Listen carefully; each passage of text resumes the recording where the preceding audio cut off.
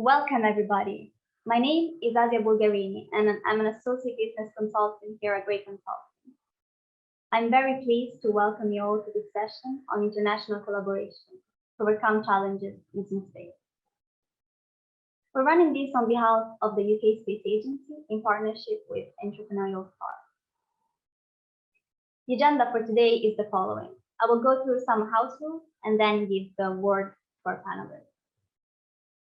You'll probably most likely be watching from Zoom link or the YouTube browser. This session is being recorded, so don't worry, you'll be able to watch it again. You can ask questions to the panel by submitting them to the Q&A box, which you can find at the bottom of the Zoom screen. If you need any technical assistance, please contact the technical support, and you can do so by hovering to the chat button at the bottom of the screen. If you're enjoying what you're seeing, please share your thoughts on social media.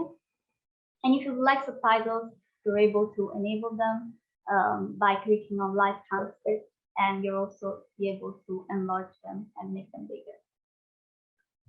So we're going to be speaking to a great lineup of international speakers. Unfortunately, Deloitte couldn't join us, but we're delighted to have Jason Smith from Delta Tech with us. Okay, so I'm going to go to give a quick intro to the speaker. We have Josh, who is the Deputy Head of Space from the Department of International Trade. We have Mohan from the Group Executive of the Development Bank of Southern Africa. We have Cami Byrne, who is the Managing Director of Het Aerospace France. And we have Jason Smith, the Chief Commercial Officer at Delta. I'm going to bring in Cami first, who has some slides at the lead. So Cami, as the Managing Director of Het Aerospace, why is international collaboration important for you? Hello, good afternoon. Thank you so much for inviting me to represent Het Aerospace to present in this great section. So international collaboration, I guess it is the main topic today. And I have just a few slides to show you how we do the international cooperation and the barriers in just a few minutes of our introduction. So, okay, I think I can move to my slide, right? Yes, okay, good. So I just come, a quick one. So we're a French company based in Paris, founded since 2018. And we have a global team that is based in 14 countries. So it's come back to your question is how we need to be international. We need to be international with our global team located in different places of the world. And we have two business units. We have a business unit based on Earth observation, remote sensing, and then we have another business unit which is more focusing on satellite-based IoT, Internet of Things. And we also provide ground refueling station. So I will quickly, this is a use case of our Skywalker IoT constellation that we are doing, we have been doing some use cases in Africa. So we are a French company. At the beginning, what I'm saying, we're doing business in Africa. It's somehow, I believe that it is important to have use cases with different local partners and also our team located in different corners of the world in order to carry out international collaboration and commercialization of our activity. So we have a lot of satellite imageries. Today, we have 45 satellites on orbit, taking satellite image every day over the world. At the end, there's no barrier of satellite image. We're commercializing it internationally through network. I'll show it quickly here. Now we have tier 2 global partners in 61 countries. I believe that for relative small size company like us, which was founded in 2018, and today we started to work on the international global partners with since 2 years, I would say, with 100 partners, 61 countries is quite significant, I would say, internationally speaking. So I believe that we also have another project which is working with a local space agency, actually the Ethiopian Space Science and Technology Institute, which is the Ethiopian Space Agency. is one of our anchor clients that we're providing a ground receiving station for them to receive satellite images, to be able to allow them to provide monitoring activity for the countries. So at the end, it is a very significant project because it is the first ground station that we commercialize it in Africa, in the SSA region. So again, it is another international project that we did following an international tender that we started to it on 2019. We have successfully installed a ground station in Ethiopia last year. So right now it's fully operational. So I would say we are a European company, have this European headquarters in Paris, but we do have a mother company that's based in China, have good support for us. But I believe that to be international, what is the barrier, what is important, the key success factor is being local is the key for us. We have a team they are based in different countries, 14 countries, in UK, in Kazakhstan, in Dubai, in South Africa, so in Singapore, so also in Latin America. So we have local presence of the team, globally, and geographic proximity with the clients, because at the end we need to understand the cultural differences in different countries. And how we work is we usually work with a very strong global partners, with more than 100 partners that you saw in one of our slides. And I believe that, of course, the product himself need to be cost effective, but also adaptable to different local markets. So my keyword is being local is the key to be international. Thank you so much. Well, thank you, Cami. Thank you very much for your insight. I will now move on into to ask you a question that has been pre-supplied by our participants into the sign-up process. The question is, what are the most significant and common barriers to international collaboration? And how can these be broken down? So please, the floor is yours.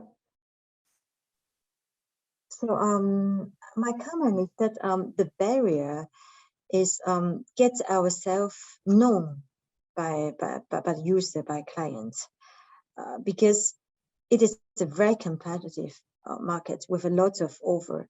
It's not a new market, I would say. As a whole, I believe that get known as a startup or as a small SME in Europe, get known internationally is the first barrier. And then of course the pricing is also another barrier. How can we offer very cost-effective products in different local markets and get known? So it is really a very difficult step to start in the international market, I would say. So the solution is, I can say the slide that I showed show really a significant part of work that we have been doing. I would say since last 2 years, even of course with the COVID, but we started to expand our team from only based in few countries to 14 countries. And we start to have only few partners up to more than 100 partners in 61 countries. So how to overcome the barrier is that we need to rely on different partnerships. And we need to understand that in different corners of the world, we don't have the same attitude or the same manner or the same way to do a collaboration. So from my side, why it is important is that because of the COVID last year, we cannot travel at the end. So the last 2 years, really critical that we have someone locally in the country that they can move inside the region. So right now for our side, to get known is in each region, we have one person, at least 1 to 2 persons to represent our company, so that they can get our company known through social media, through client events, through direct discussion with all our local potential clients and also potential partnerships. So I would say everything is I would say these 2 years a bit changes in the past because we travel less, but at the end we did a very good year last 2 years to expand our network in terms of our team, but also in terms of our global partnerships. Thank you very much.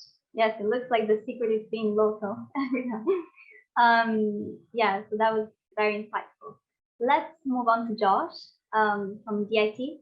Josh, can you tell us a bit about DIT and how it works internationally. Yeah, thanks. So I don't have any slides, so you'll just have to put up with me talking to you for the next couple of minutes. So yes, as has already been said, I'm Josh. I'm the Deputy Head of Space in the Department for International Trade. So I'm based in London. We are the sector team that is based within DIT headquarters. Some of you may know that DIT has quite an extensive overseas network as well as a series of regional and local international trade advisors and investment services based across the UK. So what we do as a sector team is we work with UK and international stakeholders throughout the space supply chain and across all space capabilities. We help space companies export to their target markets through bringing down barriers to entry, providing connections. As I said, we've got that extensive overseas network. So as Cami was saying a minute ago, we've got that local expertise and that local engagement. And my team is the one that engages with our embassies and high commissions around the world on the space sector, because we are the department's sector experts. So in addition to that, we also do a lot of work on the inward investment side, attracting companies to come to the UK and work here with our supply chains. So as the department's sector experts, we work closely with regards to the space sector on a range of challenges related to exports and inward investment. So not only do we support companies to export and support companies to relocate or expand into the UK, we've got a number of other responsibilities as well. So covering things like investment security, so making sure that the right investment is coming into the UK, particularly given space's sensitivities as a dual use technology and as critical national infrastructure. The opposite side of that coin is export controls. So that's making sure that the right technology is leaving the country and that it doesn't end up being misappropriated by hostile state actors or into other countries' military and defense programs where we don't want it to. We also get involved with our free trade agreement negotiations. So only last year we were involved quite heavily with the negotiations with Australia on space provisions within the free trade agreement. There aren't that many free trade agreements around the world that have space sector specific provisions within them to bring down barriers and increase the level of integration between space sectors. We're looking to change that. We also, as I say, we have a key role in bringing down trade barriers. So what we do outside of free trade agreements is work on a bespoke basis with other governments and other trade departments to try and bring down as many of those barriers to UK companies entering new markets and working in new markets, and then similarly trying to bring down as many barriers in the UK to companies coming here and working with UK companies. We also work on defence opportunities as well, because, as I said, space is dual use. So pretty much any time we're talking to a space company, whether that's a UK company or a company coming to the UK, their technology will more than likely be possible, be able to be used for both civil and defence purposes. So we have to stay on top of both sides of the space sector. We also do a lot of work in trying to attract private finance, whether that's from the City of London, for example, or whether that's from investment funds from overseas to help UK companies grow in the UK using that international and private finance. We also get involved with supporting the department's clean growth agenda. So obviously space, as we probably all well know, space plays a critical role in the fight against climate change and supporting the transition to net zero. So we have a lot of engagement with the clean growth team here in the department and other teams across government and other governments who are working on similar net zero initiatives. So we've got quite a broad remit. We work very closely with the space leads in the Department for Business, as well as the UK Space Agency, the Ministry of Defence, again, another key stakeholder for us.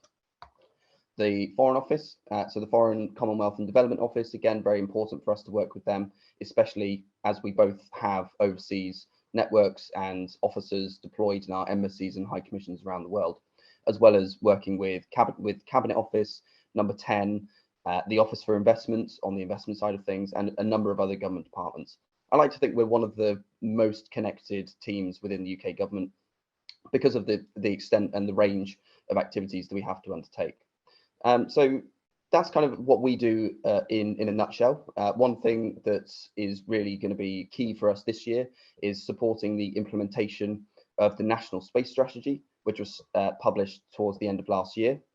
For DIT, it was a really strong representation of how international collaboration and the UK looking internationally is really key to the space sector's success.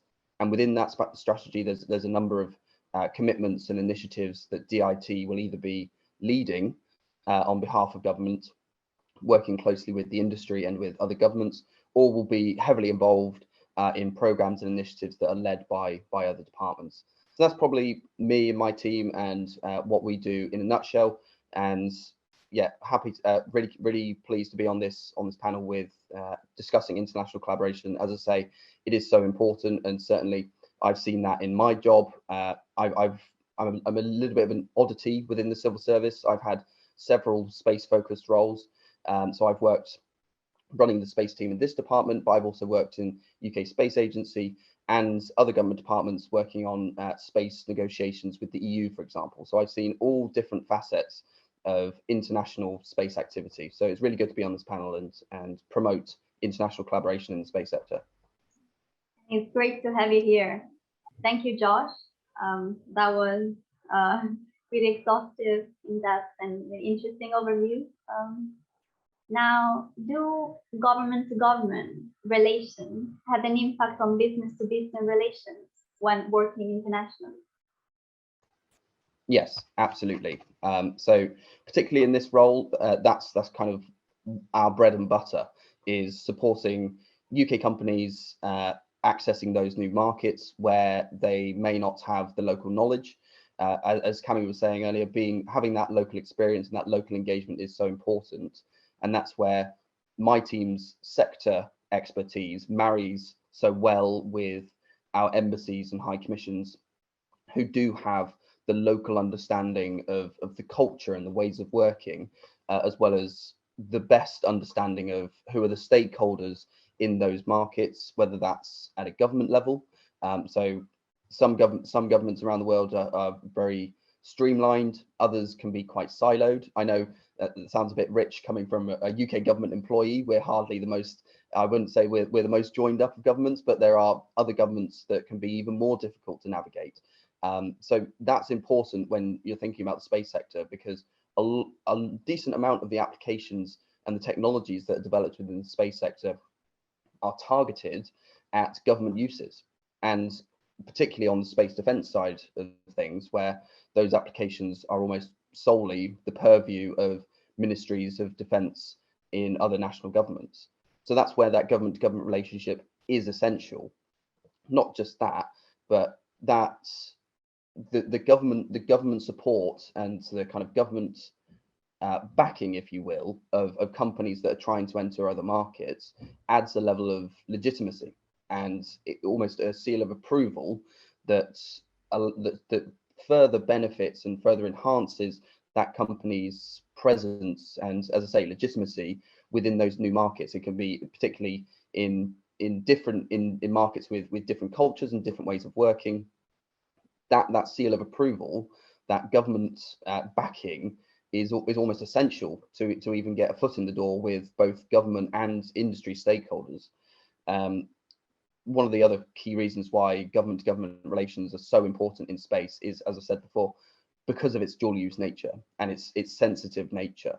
So if a UK company is trying to access a civil opportunity in another market, that technology is service is more than likely possible to use for defense applications. Even if that's not their intention, there might be opportunities if it's a close defense and security partner, for example, the United States. If there are opportunities that we can help unlock that the company might not have considered on the defense side, then that's where those government-to-government relations really do come into play. I mentioned the slightly more the enforcing side of things when it comes to export controls.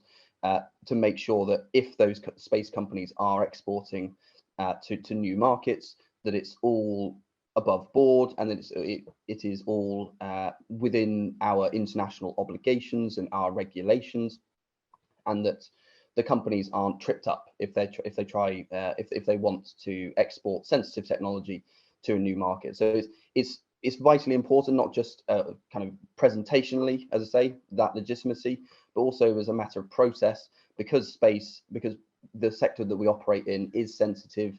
It is dual use by nature. That government involvement in those sensitive technologies is essential just for the ease of doing business between the UK and other markets.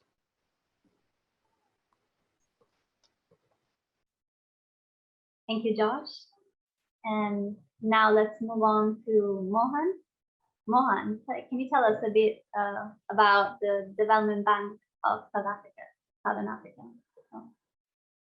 Sure. Thank you very much, Asya.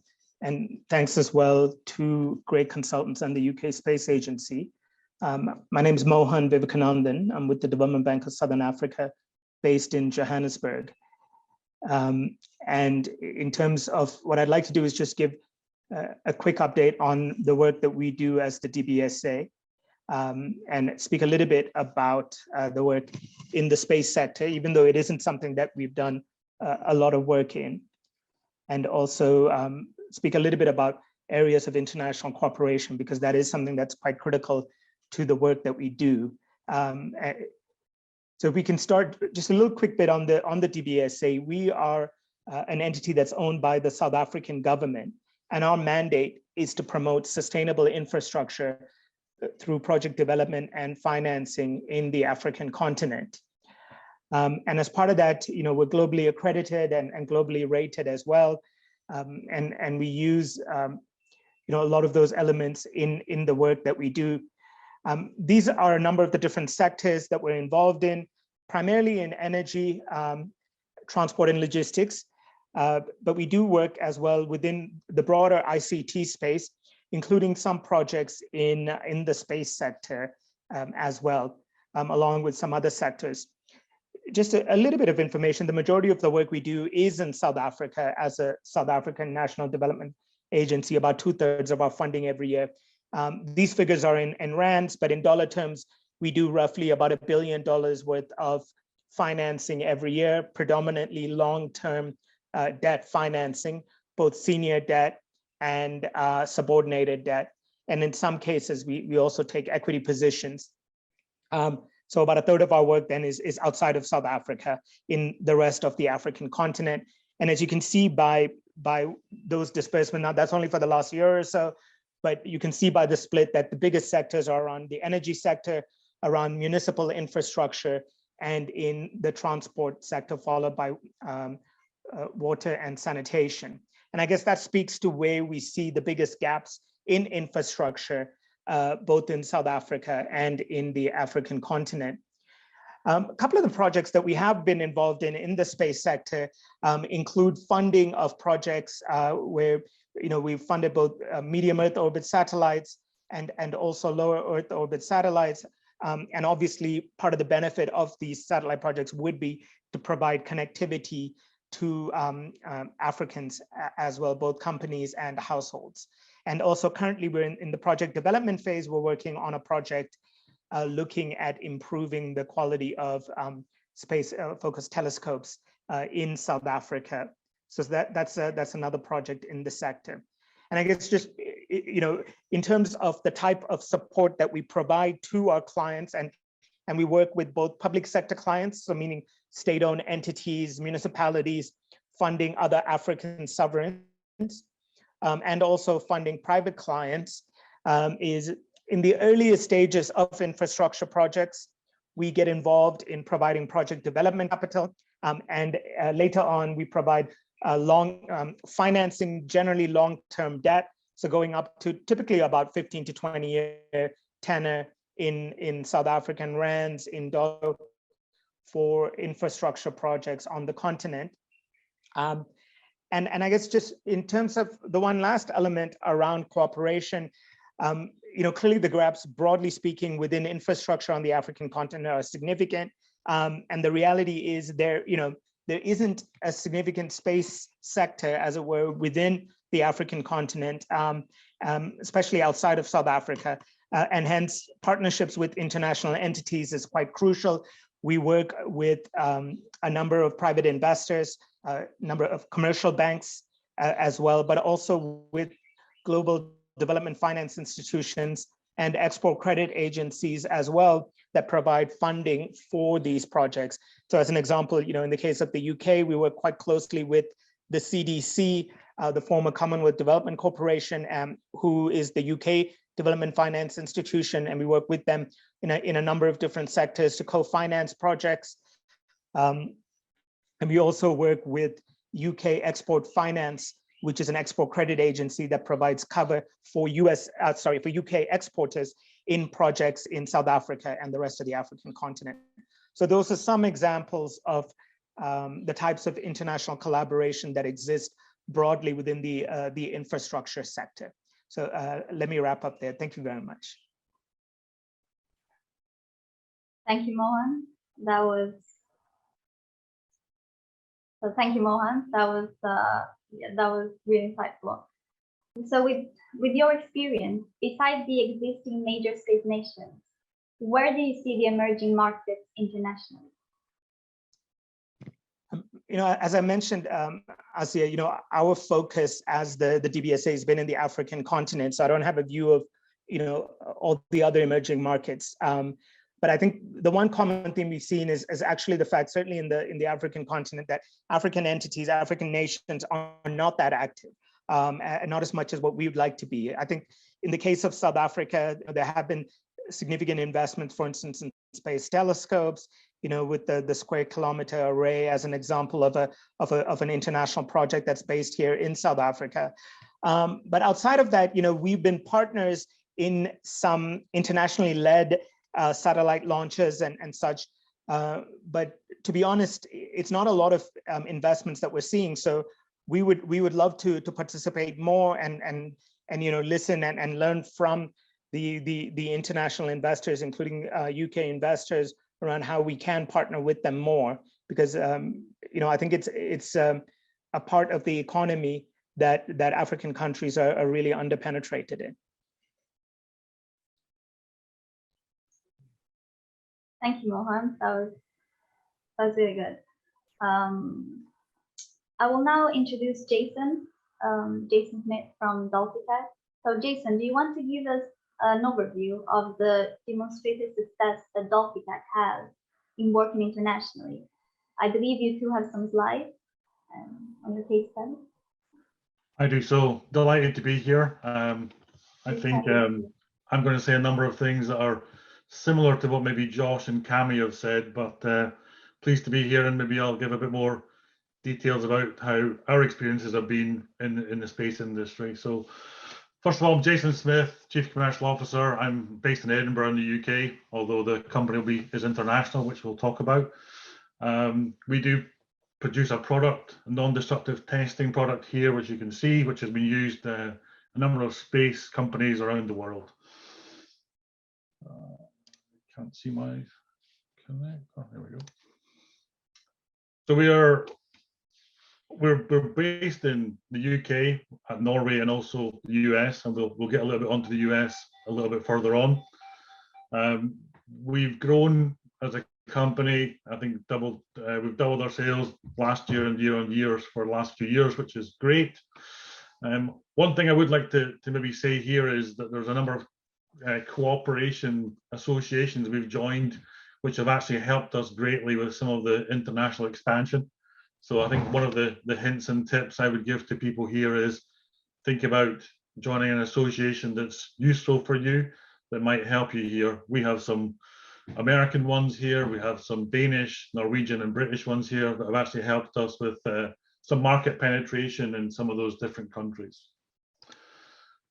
So a little bit about the technology so people understand it. So it's a non-destructive testing technology, so ultrasound technology, very simple to use, very quick to use, super data rich, very portable, and it's really cost effective. I think this is one of the key selling points for us against some of the bigger competitors. So, you know, in terms of size, we are 40 people in the company, so we are still classified as an SME. The technology itself looks a little bit like this. I'm not going to go into too much detail, but this is what the inspectors can use, and typically it's used on spacecrafts, on their structures, on their pressure vessels for containing fuel, and anything else where there's integrity issues that need to be looked at. So it's used both in the manufacturing process, but also post-launch and pre-launch as well. So although we talk about the space sector here, actually our technology is used in a number of sectors. So I just wanted to maybe touch on the dual use bit here a little bit with Josh. So we do sell also to some defense companies as well as aerospace, energy, automotive, and marine as well. So just a quick little quote from one of our clients. You know, they have 12 systems that they've bought from us, and you know, they've just finished an inspection on a spacecraft, and they used Dolphycam 2 to actually do 80% of that inspection, which was great for us to hear, and really validates the technology for us. So validation of technology is really important as you try to do more exports. So looking at the world map of where we've actually managed to export to, if we work from left to right here, the US and Canada have been really crucial markets for us. The US in particular, I'd say, is a crucial market. Mexico as well has been a small market.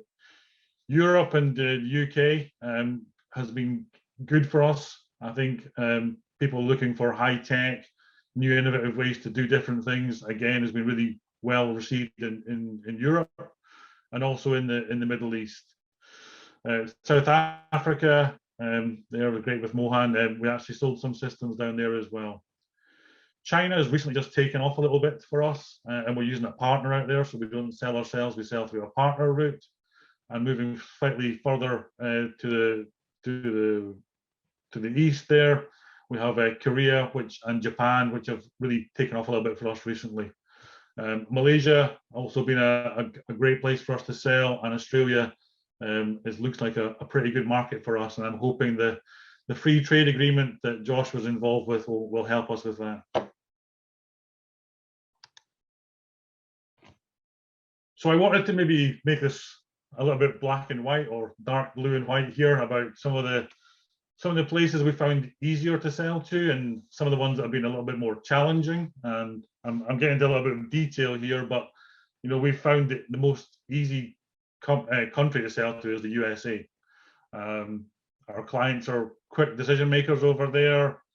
They are quite happy sometimes to actually provide upfront funding for any product development, which has been great for us. Logistics are simple, shipping is simple. They're keen to adapt into new technology, and I guess one of the key things is on the ecosystems. When we've sold to a certain client, perhaps then their suppliers have also been interested in the technology, and also then some of their end customers, which may be government or non-government, have also become interested in the technology. So that's been a really good experience for us. On the challenges, these are some pretty specific things I would say here. On South Korea, we weren't aware of a different Korean electrical standards compliance, so that's something people should bear in mind if they're selling anything electrical. Japan has been really good for us, but slightly difficult on the technical English, I would say. So difficult to find technical English translators has been a real problem for us. And I would say in the Middle East, really very keen to adopt technology, but they're very slow to qualify technology sometimes. So you need to be in it for the long haul a little bit. I guess the other thing is some countries or companies have come to us from countries that have, I would say, traditionally smaller GDP, and for us, as a premium high capex product, that's proved as a problem later on in the sales cycle. So I would just ask people to bear that in mind. So factors that supported our work internationally, we have a very good global partner network, which really works quite hard for us. We set up a US entity as well, which has really helped us with the US side of things. I have to say we're not Norwegian government support, so Innovate Norway have funded some of the development of this technology, which is really great for us. We do have salespeople in certain areas of the world ourselves, and there we have locally based staff that are experts in our technology, which has really helped do demos and to clients in their actual offices or factories, depending on the COVID restrictions. LinkedIn, obviously, great place for promoting yourself internationally. I see somebody's asked a question earlier on about how you promote yourself. LinkedIn for us, targeted campaigns, been very focused on who you want to go after, both from a company point of view and from an end user point of view. And don't forget the economic buyer, because the technical people tend to not have the money sometimes, we've found. And webinars for us have been really good. We've hosted some great webinars that have been attended from Australia to everywhere through to the US, and that's really helped us promote the technology. And I guess one thing is, you know, for some clients have on the government side, and again, something that Josh probably brought up was some of the electronics, in particular Chinese electronics, can't be included in the technology for security reasons. So things that have helped us, hindered us, or things maybe we weren't so aware of. So ITAR, so this is a US particular thing that people need to be aware of. So it's called the International Traffic in Arms Regulations Compliance. It's a real mouthful, and it's fairly complicated, but it's something you can trip up on. And it's really important if you're going to do anything with the US, especially in space or defense, that you're aware of what ITAR compliance means. And I'm sure Josh would love to jump in at this point and talk a bit more about it. Brexit for us, part of our key selling part is that people send pieces of spacecraft or airplanes or whatever it is to us. That's got way more complicated since Brexit. So moving in and out, unfortunately, more paperwork, the temporary importing has been difficult, VAT has become more, reclaiming this, it's just become much more complex. So the paperwork burden has gone up. For us, bank accounts has been difficult sometimes to set up, especially if you're internationally owned. We're owned by Norwegians and others, and that has been difficult. Even in the UK, I would say that was a little bit of a complicated process. Getting onto companies' approved vendor list, AVL, is going to take you longer than you expect if you're not registered locally. So just be prepared that you need to be in for the long haul there and ask a lot of questions and fill a lot of forms in. And I'd also say again, equipment coming back to the UK, for whatever reason, it just takes longer. The paperwork burden's more, the customs is more difficult. It's just got a bit more complicated than it was before. So any hints and tips from what we've had? So I've put quite a lot of things here, so please cherry pick what you feel is most relevant to yourselves. But for us, we've got some core markets, and setting up in that country as soon as possible is a key thing for us, and that's why we've set up in the US. We have offices now in Washington, DC. Your international partners or resellers, pick them very carefully. You will only get out of them what you put into it. That relationship needs to be worked. And perhaps some of the embassies can suggest people overseas or companies overseas that can help with some of these things. When it comes to international standards, we've obviously Brexited. So things like CE, for which we are currently using for our electrical equipment, is now going to become the UK version of it, which is UKCA. So remember that we're going to diverge from Europe, so we need to think about compliance with their electrical standards, CE, and keep monitoring that, but also the other countries around the world as well. For us, because our equipment is used sometimes in time critical inspections on spacecraft or other assets, you know, how will the client get support if they need support? Because the time zones can be difficult for you. So I've just asked people to consider that. We've now put demonstration equipment in various parts of the world so we can have that done locally. We can actually now jump on our equipment from the UK to a client in Australia or the US and demonstrate the equipment, you know, without actually being in country. I think using technology really helps, which also leads on to the Teams and the Zoom presentations and demonstrations. We found them really useful, even during COVID when it's been difficult for people to get into offices. Really good for that. Incoterms, if you don't know what that means, you should look it up really quickly. If you're going to start exporting stuff, you need to know what you're exporting on, and really what you're liable for and who's going to pick up what. We've had a few clients who are a little bit naive about this, and we've had to educate them on that a little bit. A little bit again about what Josh said about selling to space defense organizations. Be prepared to be asked questions. What does your software do? Where's the data held? What's your connectivity? Can the Wi-Fi be turned off? Can the Bluetooth be turned off? These are all important questions for anybody you're going to deal with in the space and defense sector. The last two, I guess, one, local manufacturing and local support for US clients. Again, our experience with the US is they want quick answers. So be prepared to have quick answers, and quick answers mean time zone differences, like I talked about before. And focus on the core market. It really will come. We've really gone after core markets, focused, and it's really paid off for us. And what would we do differently? Well, these are I guess, three of the takeaways anyway. We should have had a more focused approach on partner countries. We went quite far and wide initially, and that probably was a lot of time that we got spent then on partners, which we probably shouldn't have done. The US entity, as I talked about, we should have set it up quicker. I think it was a fairly simple process, so I would encourage people who are wanting to do that to think about it, and don't spread yourself too thin. My company's 40 people that we work here, but you can do global sales without being too thin. So anyway, that's all from DolphiTech. Appreciate everyone's time, and thanks very much. Well, thank you very much, Jason. That was a really useful presentation, and it's great to learn in depth about the truly international character of your organization. So I hope you'll be able to stay with us and join us to answer questions in the live Q&A that might be relevant to you. So now for all the attendees, you should be able to see the Q&A button at the end of your screen, where you can submit questions that will be answered live by our panelists. I can see that our panelists are already engaging with you, so that's really great to see. And some of the questions have already been submitted, as that. And yeah, panelists, if you'd like to answer any particular question, please raise your virtual or real hand and tell me. I'll come to you.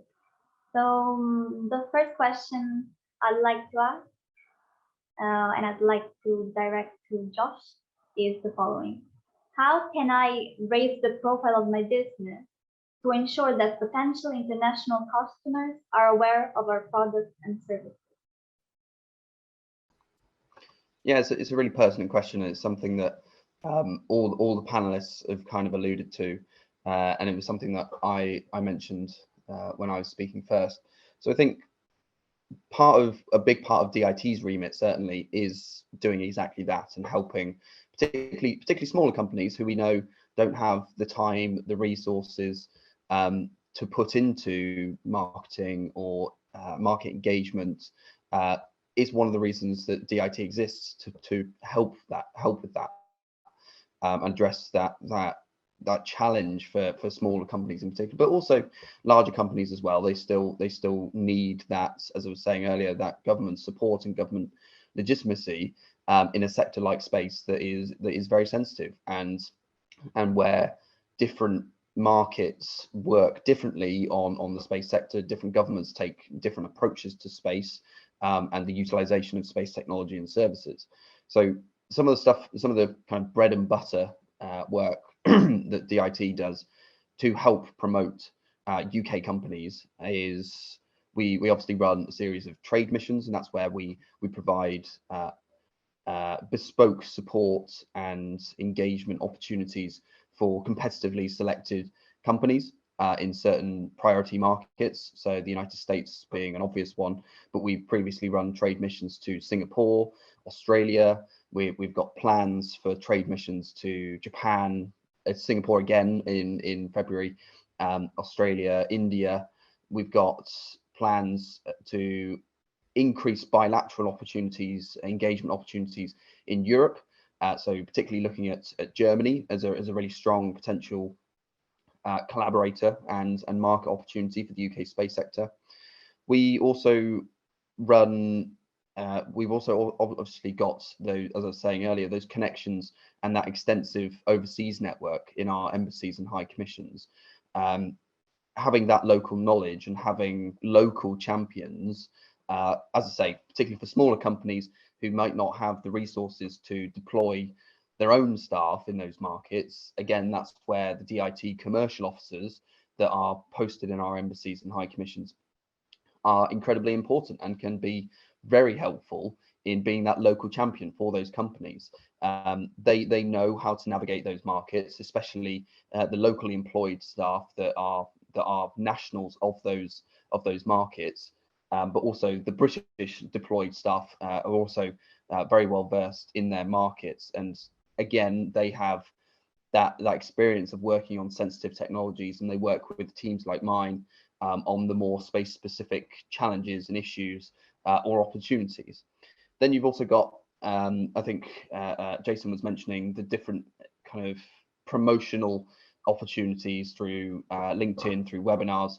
DIT has an extensive set of marketing material. We've just refreshed the GREAT brand, the Great Britain and Northern Ireland brand, that we use for some of the bigger, more interesting opportunities internationally. That is well recognised and very simple for international markets to kind of get their heads around.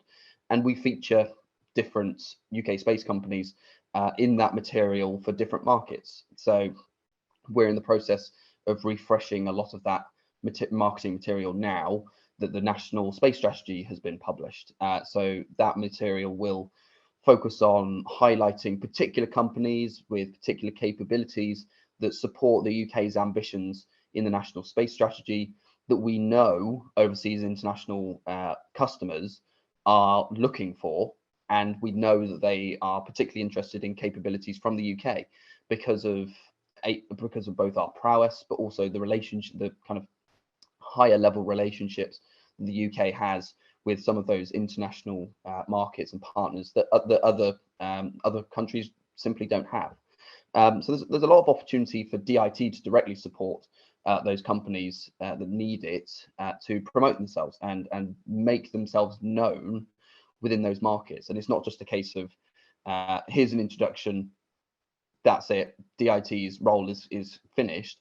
We support companies throughout their business life cycle. So there are companies that I've personally been kind of account managing for many years and have worked through various export opportunities and capital investment raising, funding raising rounds with them over several years.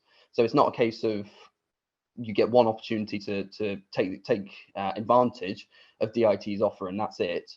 We support companies throughout their engagement with international markets. So the kind of bottom line is that if there is an opportunity that you see or you want to pursue in an overseas market, and you need support in accessing that market and getting your name and brand and company out there, my first port of call would be DIT.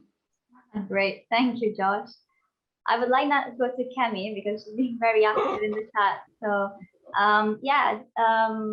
could you expand a bit on how you would begin to work with an international partner, and what are the different contractual and strategic vehicles to consider? Yeah, I would say that for what vehicle to work with international partners. Well, the several points, several different layers is like, well, so first we need to start building a relationship, the trust. That is critical whenever we build any partnership. We need the trust and to know each other. I would say we used to how we work is we work by region.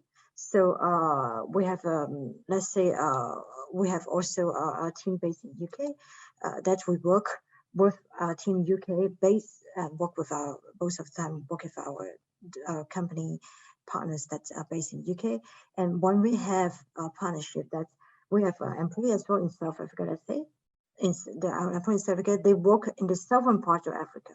So because they can get closer to understand each other. So I think it is something that is not, it's not it's not really concrete that you can put documents that how to work first. But I believe that getting close, understanding of cultural differences, understanding of the local needs is very important. So our first step is we always put a local interacting person to work with our potential client or customers. And I would say then there's different layers, is that we always put in place some documentation, what more standardized, we in place an NDA and a partnership agreement that is something standard. So we negotiate it. From time to time, most of the case, there's some changes because of the local localization. Like some of them, they don't have taxes, some of them, they have more funding, so that this really change from one region to another region. And I will also say that in the space market, I would say it is very institutional. 80 or 90% are really institutional activity. So there is not really B2C, it's more of the times it's B2B. So we work as well with the local embassy. Earlier today, I listened very carefully to the other panelists, is that sometimes in some of the country, we do try to work with the embassy, like the support of embassy for the relation building, but also to organize, could happen is organize some joint events in order to help us to increase the visibility. So I would say that that's 3 different layers. It's quite 3 factors that in the equation to make it happen. Thank you so much, Cami. The next question is to all the panelists, so please let me know who would like to answer. Do you have any recommendations on any specific events that look into new technology, opportunities to pitch new ideas? So I would like to answer this. I can jump in quickly. Sure, thank you. Go ahead. So I think I might answer the question slightly differently to kind of picking out specific events. But my recommendation, and one thing that the space sector does need to improve, is its access in access to non-space sector customers. What we find is at space events, for example, the UK Space Conference, for example, it's space companies talking to space companies, which is useful, and obviously a lot of technology and services are usable by within the space sector are usable by the space sector, but actually quite a large proportion of what space enables and the services that it enables is used by non-space sector users in, say, agritech or the maritime sector, for example, or by companies or institutions monitoring climate change and monitoring sea levels, for example. Those end customers don't really, it's kind of irrelevant to them where the information and where the data and where the service is coming from, whether it's from on the ground sensors or whether it's from satellites. They just want the service and for it to be competitive and for it to be commercially viable and affordable. So what the sector needs to do is start thinking about not which space events should we be attending, because I think they're relatively well known and typically very well attended. And as I say, you get a lot of space companies talking to space companies, selling space services to space users and customers. But what we need to get better at is attending non-space sector events, so that you get that that interaction with those end customers in those other sectors. Thank you so much, Josh. Last question, I would like to direct it to Mohan, and please just a couple of minutes answer. So is the wider adoption of remote working and supporting technology an opportunity for us to work more internationally? For particularly at a time when there is an increased pressure to reduce our carbon footprint. So please keep it short, we're almost over the time. Yeah, I mean, I think it's absolutely the case. There's a lot of skills, that are available in emerging markets like South Africa, for instance. And if we can promote, this kind of collaboration, I think there's a lot of benefits. One of the things we've been seeing, for instance, globally, in the US, in Europe, is the labor force isn't growing, and there's a significant need for skilled resources. It could be done through immigration, but it could also just be done by finding other ways to tap into those skills that exist globally. There's been a significant amount of outsourcing taking place before, but I think there are other areas of collaboration. In my previous life, I was a management consultant, and we worked quite closely with our global partners in the US, in Europe, and I think those kinds of opportunities are just, increasing in a number of sectors. And if you think about a country specifically like South Africa, given the state of the currency, the fact that it's a weaker currency, lower cost of living, you can access a lot of skilled resources at a much lower cost base. And it also helps, for instance, if you think about the continent of Africa, we're pretty much in the same time zones as Central Europe as well, continental Europe. So I think, there's significant opportunities there, and, it's got yes, an environmental benefit, but also an economic one as well, especially in the day and age we're living in. So hopefully there'll be more of those kinds of investments and partnerships taking place. Thank you, Mohan, for sticking to the time as well. It's been so amazing to have all our panel, so many thoughts and tips. So thank you so much. So this brings us to the end of the session. Any questions that did go unanswered, we'll do our best to come back to you in writing with an answer. And I'm just going to launch the poll. Just going to take very quick questions so we can answer now live. That'd be great. So live now. And yeah, so there are 5 more sessions, and the next one is on networking space. So sign up today. The link will be released on our channel. And yeah, thank you so much for being here, and we can't wait to see you at the next session.